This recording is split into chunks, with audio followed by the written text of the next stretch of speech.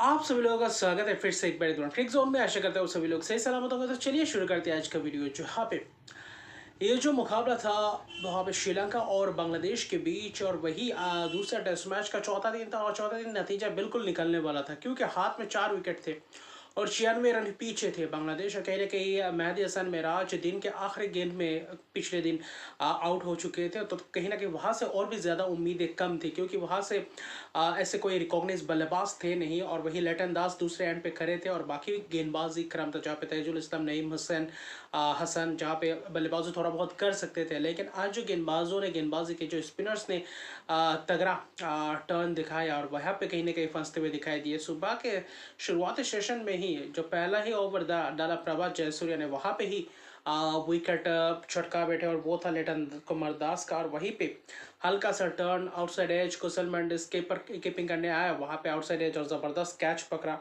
फिर कहीं ना कहीं नईम हसन थे, स्टंपिंग का शिकार हो चुके थे, तो वहाँ पे विकेट्स लगातार गिर रहे थे। ताइजुल इस्लाम थे, वहाँ पे भी कुछ खास आज लंबा स्कोर नहीं बना पाया जो पिछले इनिंग्स में किया था। अगर यहाँ पे भी 30-40 रन बनाते लेटन दास, तो शायद बाकी निचले क्रम के बल्लेबाजों के साथ मिलकर थोड़ा बहुत रन बटोर सकते थे, ताकि अब इनिंग्स डिफीट ना खाए, ताकि कम से कम 40-50 रन के टारगेट ही कम से कम दिए जाके जहाँ पे आकर श्रीलंका बल्लेबाजी करने के लिए उतरे। लेकिन वो हुआ नहीं और प्रभात जयसूर्या ने आज के दिन 3 विकेट चटका, जबकि थरिंदु रत्नायके, इबादत हुसैन का विकेट चटका एलबीडब्ल्यू।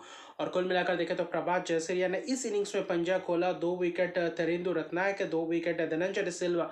तो यानी कि स्पिनर्सों का बोलबाला रहा इस इनिंग्स में। और जैसे कि टर्न दिख रहा था, बहुत ही मुश्किल था क्योंकि 96 रन पीछे थे, यानी कि करीबन करीबन सिर्फ 18 रन के अंदर अंदर ही आज 4 विकेट्स गिर गए और ज़्यादा लंबा वक्त तक समय इंतज़ार करना नहीं पड़ा श्रीलंका को। और वही श्रीलंका टीम जो पहले टेस्ट मैच में थोड़ा बहुत लड़खड़ाती हुई दिखाई दी थी, जहाँ पे मौका था बांग्लादेश के पास, जहाँ पे डिक्लेयर घोषित करने के बाद थोड़ा बहुत और ज़्यादा ओवर्स दे सकते थे विकेट चटकाने के लिए, लेकिन वो हुआ नहीं। और जिसके कारण आज श्रीलंका इस मैच में पूरी तरीके से हावी हुआ और पहले टॉस जीतकर बल्लेबाजी करना कहीं ना कहीं भारी पड़ गया बांग्लादेश के लिए। और वहीं पे इनिंग्स और 78 रन की जीत दूसरे टेस्ट मैच में। पहला टेस्ट मैच ड्रॉ हुआ था, हालांकि वहाँ से कुछ अंक अर्जित किए हैं, लेकिन ये सीरीज़ 1-0 की बढ़त नहीं कहूँगा, 1-0 से ये series test match, 2 test matches की सीरीज थी जिसमें जीत हासिल की, यानी कि वर्ल्ड टेस्ट चैंपियनशिप के साइकिल का आगाज श्रीलंका ने ज़बरदस्त अंदाज में किया। अगर वो ड्रॉ नहीं होता तो शायद और भी बेहतर शुरुआत कर सकते थे, लेकिन कहीं ना कहीं इस सीरीज से एक ही पॉजिटिव लेकर जा सकते हैं बांग्लादेश टीम, जहाँ से एक मैच ड्रॉ किया, तो वहाँ से कहीं ना कहीं कुछ प्रतिशत मिले हैं इस सीरीज में। बाकी विकेट्स कहीं ना कहीं बांग्लादेश इस मैच में वैसे प्रदर्शन नहीं कर पाया जैसे पहला टेस्ट मैच में किया था। तो वही एक सोच विचार करना पड़ेगा आगे आने वाले समय में। टेस्ट के स्क्वाड में थोड़ा बहुत बदलाव करना पड़ेगा और कहीं ना कहीं पुख्ता बल्लेबाजी क्रम ढूंढना पड़ेगा। और एनामुल हक भी जो है कि ये जो 4 इनिंग्स गई है बहुत ही ख़राब और बहुत ही ख़राब शॉट्स के तहत अपना विकेट्स गंवाया है, तो वो एक अच्छी खासी मैं कहूँगा एक पॉइंट है जो उसको सुधारना चाहेंगे। और अनामुल हक कहीं ना कहीं वहाँ से प्रदर्शन बेहतर करना चाहेंगे आगे आने वाले समय में मौका मिले तो। और उसके बाद कहीं ना कहीं जीत के बाद, सीरीज जीतने के बाद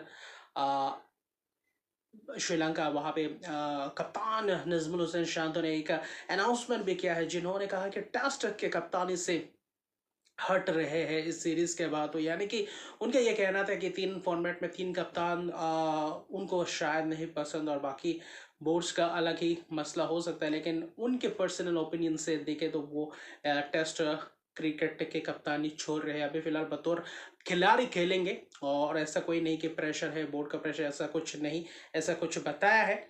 तो वहाँ पे यानी कि नजमुल हसन शांतो इस सीरीज में पहले टेस्ट मैच में दो इनिंग्स में 2 शतक लगाने के बाद दूसरे टेस्ट मैच में थोड़ा बहुत टीम खराब प्रदर्शन की, उतना खास बल्लेबाजी नहीं कर पाई, जिसके कारण उसके बाद शायद उनको लगता है अब टेस्ट कप्तानी से हटना चाहिए और कहीं ना कहीं बेहतर कप्तान लाना चाहिए। और क्या यहाँ पे मेहदी हसन मिराज की तरफ रुख करेंगे कप्तानी में, ये भी एक देखने लायक बात होगी, क्योंकि लेटन दास है T20 में, ओडीआई में आपके मेहदी हसन मिराज है, वहाँ पे टेस्ट में शांतो थे। तो यानी कि शांतो के टेस्ट से कप्तानी छोड़ने के बाद कौन होंगे वो कप्तान, वो एक दिलचस्प रहेगा। लेकिन अभी फिलहाल ओडीआई और T20 मैचेस की सीरीज भी बाकी है श्रीलंका के खिलाफ, तो वहाँ पे कैसे जलवा बिखेरते हैं बांग्लादेश, वहाँ पे एक निगाहें रहेंगे। बाकी प्रभात जयसूर्या ने जो पंजा खोला, एक ज़बरदस्त पंजा इस टेस्ट सीरीज़ में उतना खास नहीं कर पाए, लेकिन आखिरी इनिंग्स में जाते जाते वो अपना जलवा बिखेर गया, खासतौर पर उनका 12वां पंजा टेस्ट करियर का यहाँ पे चटका कर और श्रीलंका को जीत दिलवाए इनिंग्स और 78 रन के। इसके साथ साथ सीरीज भी अपने नाम कर चुके हैं। तो अभी के लिए इतना रखा, मेरे चैनल को सब्सक्राइब नहीं, तो मेरे चैनल को सब्सक्राइब कर दीजिए, लाइक शेयर कमेंट जरूर कीजिए। तब तक के लिए गुड बाय।